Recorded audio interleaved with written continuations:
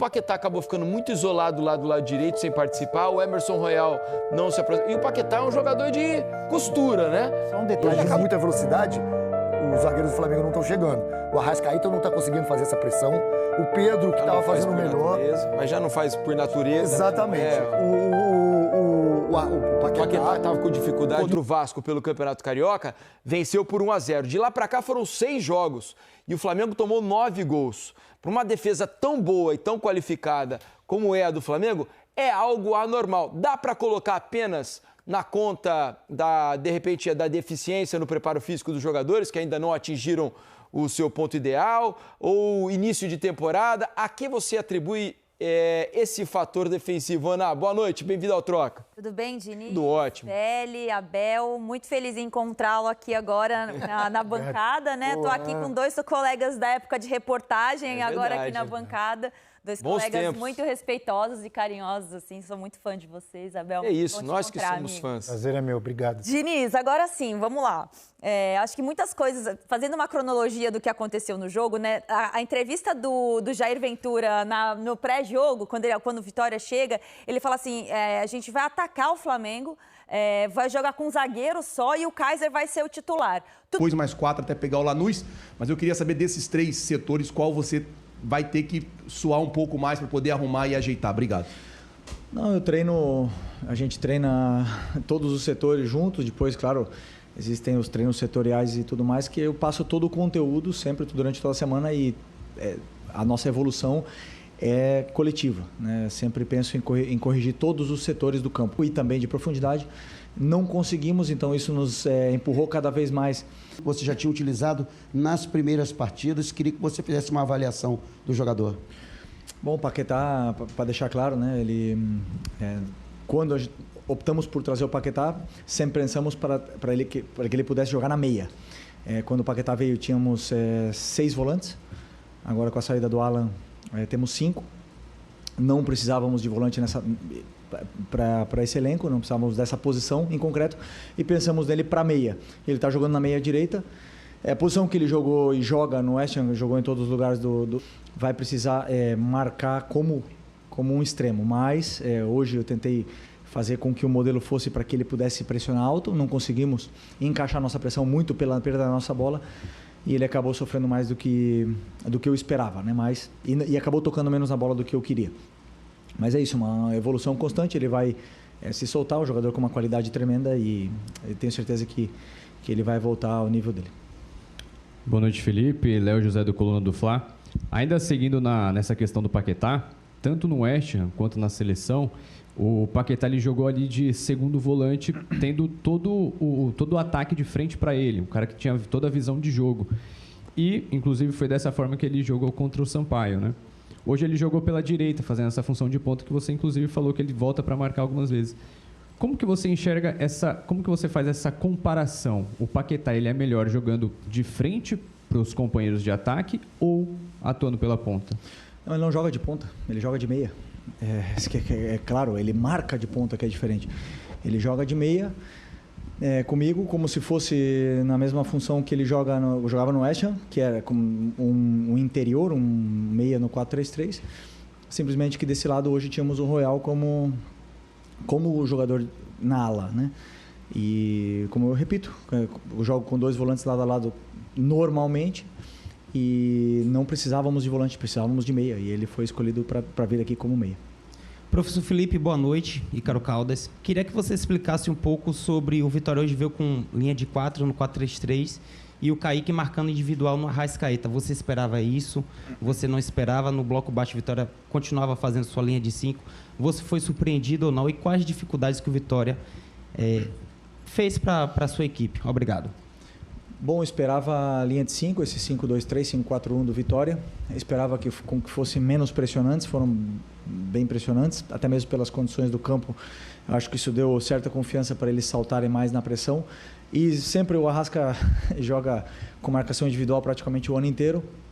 E tentamos sempre dar soluções para essa marcação que eles fizeram.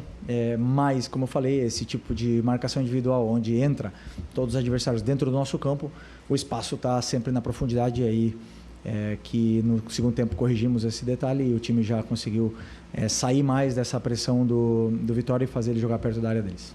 Felipe, aqui, estou deixando para perguntar por último. Tá aí, portanto, Felipe Luiz, o técnico do Flamengo, falando sobre essa vitória no Barradão, 2-1.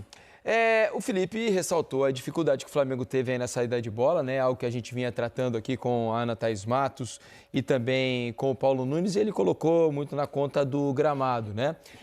Mas sabe que Eric Faria também sempre atento, acompanhando o Troca de Passes. Um abraço para o Eric, né? Audiência de qualidade. Ele também cita aqui para mim um ponto de reflexão, né?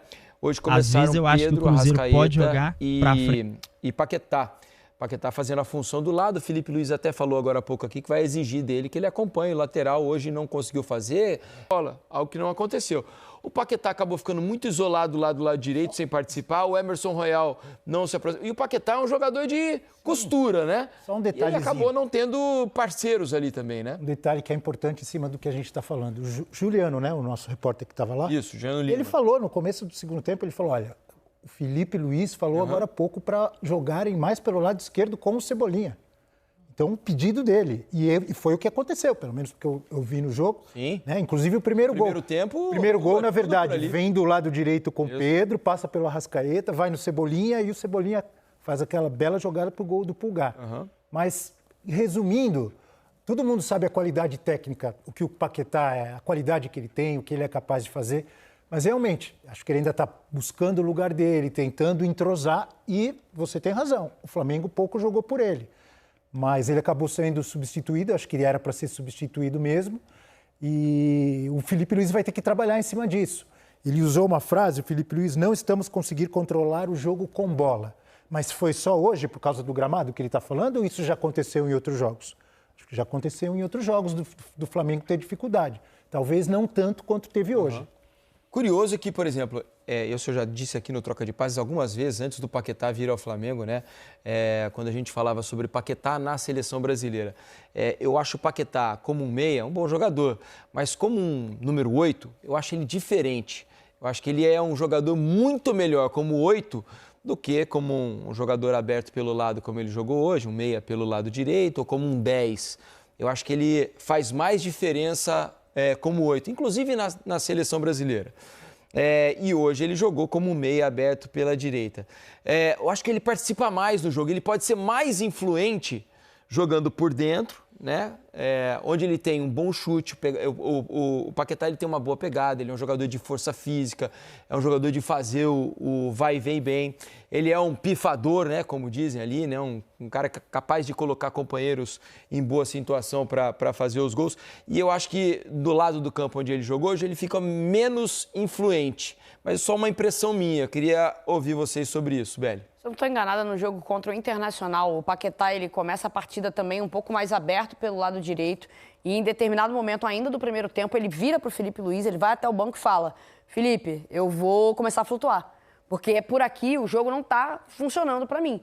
A gente está vendo isso acontecer, o Abel destacou muito bem. Essa questão do controle da posse de bola não é algo recente que tem responsabilidade apenas na situação do gramado do Barradão. Não, a gente vem acompanhando isso acontecer há um tempo. E essa adaptação do Paquetá também é algo que vai levar um tempo para acontecer. Por mais que dentro de um desenho inicial a gente veja o Paquetá muitas vezes aberto pelo lado direito, como um meia, como o Felipe Luiz levantou, né, falou agora na coletiva, ele, durante o próprio jogo contra o Internacional, ele se viu ali numa situação que ele não estava conseguindo participar tanto. E ele mesmo foi lá no Felipe e falou: olha só, eu vou começar a jogar um pouco mais por dentro para buscar mais jogo, para realmente costurar, fazer esse tipo de jogada que ele é tão importante, né? Ele é um cara que consegue dar muito equilíbrio, ele consegue fazer muito bem esse balanço, essa transição do meio para o ataque. Isso é uma questão de tempo, isso vai demorar também um pouquinho mais. Agora, se a gente observar essa escalação do Flamengo hoje, nesses 3 jogadores, né? No caso, essa dupla de volantes, sendo o Pulgar e o Everton Araújo. Se você quiser colocar o Paquetá como esse camisa 8, quem é que sai desses dois nesse primeiro momento? O Pulgar, fisicamente, ele não está entregando o que a gente espera. A Ana Thaís destacou muito bem. É um jogador que está com muita dificuldade de fazer essa pegada no meio de campo e transicionar rapidamente a bola. O Everton Araújo acaba sendo esse jogador de mais responsabilidade, de realmente, eventualmente, fazer esse trabalho mais sujo, sabe? E aí vai tirar um dos dois, vai deixar a zaga do Flamengo ainda mais desguarnecida, ainda mais vulnerável? Porque é uma zaga que está tendo muita dificuldade. Mas ao mesmo tempo você pode ter mais a bola. Pode. Eu acho também que passa, por exemplo, se joga o Jorginho, a qualidade para sair é outra. O Jorginho ajudaria muito nessa saída de bola do Flamengo, porque ele teve tanta dificuldade no jogo de hoje contra o Vitória. Então, talvez você desafogasse um pouco o setor defensivo, porque o Felipe raramente joga com 2 volantes, né? Como foi hoje, Everton Araújo e Pulgar. Normalmente joga o Jorginho, já foi o Gerson lá atrás. Ele jogou o De La Cruz, jogou o Saul. Saul. Então, eu acho que também tem interferência ali nas escolhas de hoje para essa dificuldade na saída de bola. É algo que pode ter interferido. Do lado do Vitória, eu acho que assim, fica uma boa impressão, apesar da derrota, para a torcida especialmente, né?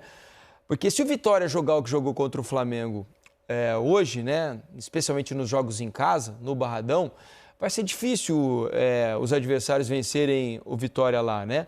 E o Vitória, para a missão que lhe cabe, que é, no primeiro momento, escapar do rebaixamento, fazer os 45 pontos, vencer no Barradão vai ser fundamental. E tenho a impressão que não vão ser muitos os times que vão ganhar do Vitória lá, se o time conseguir jogar algo próximo do que fez hoje contra o Flamengo, não, Abel?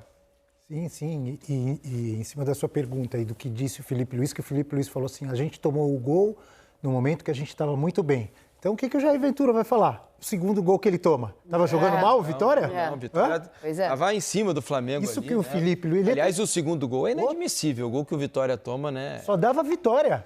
Uma cobrança não é verdade? de falta. Foi o melhor momento do Vitória no jogo inteiro. Apesar de não criar muito, né? Não estava criando muita coisa. Mas assim, tinha o domínio da bola, estava tomando conta, evitando que o Flamengo passasse do meio campo. A área do Flamengo, recuperando a bola no setor perigoso. Mas não estava transformando esse controle que o Vitória tinha, essa pressão que ele fazia, ele não estava transformando isso em grandes chances de gol no primeiro tempo. Então, aí entra também essa questão da eficiência, de você ter time melhor, de você ter mais qualidade técnica, ter um elenco melhor. Vai o Cebolinha numa jogada como aquela, toca o Pulgar a certo ângulo, né? E o Vitória não criou tanto e algumas que criou acabou não fazendo o gol. Mas foi um jogo muito bom e eu concordo com você. Se o Vitória jogar sempre assim como jogou hoje, ele tem boas possibilidades de conseguir resultados melhores, que hoje foi péssimo pelo futebol que apresentou, ter perdido esse jogo. Daqui a pouco a gente vai colocar, inclusive, Jair Ventura, né? O técnico do Vitória vai falar, a gente vai mostrar aqui um trecho no Troca de Passe. Deixa eu dar uma passada na hashtag Troca de Passe, porque afinal de contas são vocês participando aqui do programa. O Júlio Karpinski manda aqui. Boa noite, estou muito preocupado com a falta de performance do Flamengo. Não há gramado, preparo físico ou algo que explique esse time jogando assim. Não marca direito e não fica com a bola. Valeu, Júlio. O Cacaroto Flá manda aqui. O cara põe Royal, Lino e Plata pelos lados. Se você juntar os três, quebra o recorde mundial de passe errado. Ô, Cacaroto, não é assim também, A corneta. Aí Corneteiro. a corneta é pesada, né? É isso. O Gustavo Xavier, motivação do Mundial, título em disputa com o PSG e outros grandes. Com todo respeito ao Vitória, falta foco. Assim o fraco Flamengo hoje. Assim foi o fraco Flamengo hoje. Ele que é de Bonfim Paulista, lá em Ribeirão Preto, do lado de Ribeirão Preto. O André Fonseca, Diniz, por enquanto o futebol do Flamengo ainda não chegou em 2026, ficou em 2025.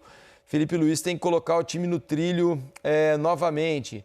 O Paulo Costa, time do Flamengo desorganizado entre setores, não tem marcação alta, eficiente, prejudicando muito o meio e principalmente a defesa.